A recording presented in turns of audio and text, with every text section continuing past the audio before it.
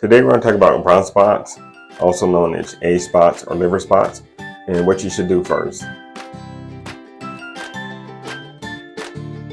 It is often said that an ounce of prevention is worth a pound of cure, and this is certainly true in this case. Now, if you have brown spots, so I'm going to go over 2 easy things that you can do to help prevent brown spots. The first one is sunscreen. Sunscreen is super important to prevent brown spots and age spots, but also it has anti-aging benefits as well as decreasing your risk for skin cancer.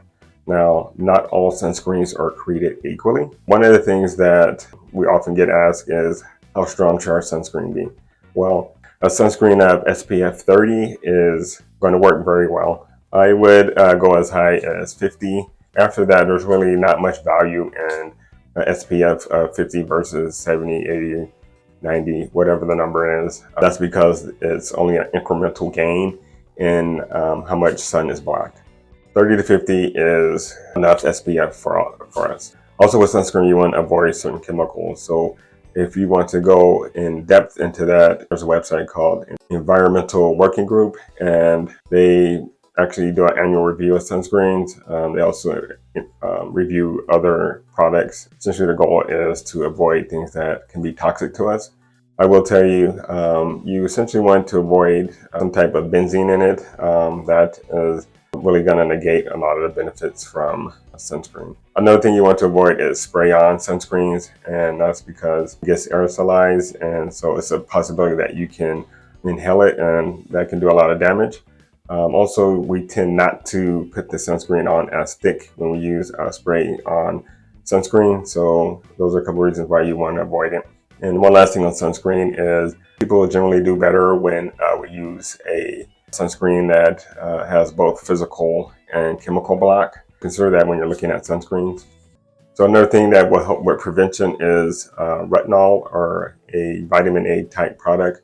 Your skin does use vitamin A to keep itself healthy and promoting newer cells. So retinol that can be a great benefit to you. Some people are sensitive to retinols, so you should start off slowly. It could be drying. Maybe you just use it at night once or twice a week to start and go from there. Also, there's various types of retinols, so you can find one that works well for you. Okay, so now we've talked a little bit about prevention. So what if we already have the brown spots, the age spots? Well, if we already have them, we're still going to do those first 2. We're still going to use sunscreen, and we're still going to use retinol because they can help prevent it from getting worse, but also help have it go the other way. So the next consideration would be exfoliating. Exfoliating your skin will help to keep newer skin cells on the surface. So there are a couple ways you can exfoliate. One would be a chemical exfoliating agents like a alpha hydroxy acid, or you can do physicals. That would be some type of scrub. Another thing we can do, which is one of my favorite vitamins, vitamin C. We can use that topically to help promote healthy skin, but also it will slow down how quickly you make pigment. So just a couple things on vitamin C. You want to make sure that it is coming from a sealed.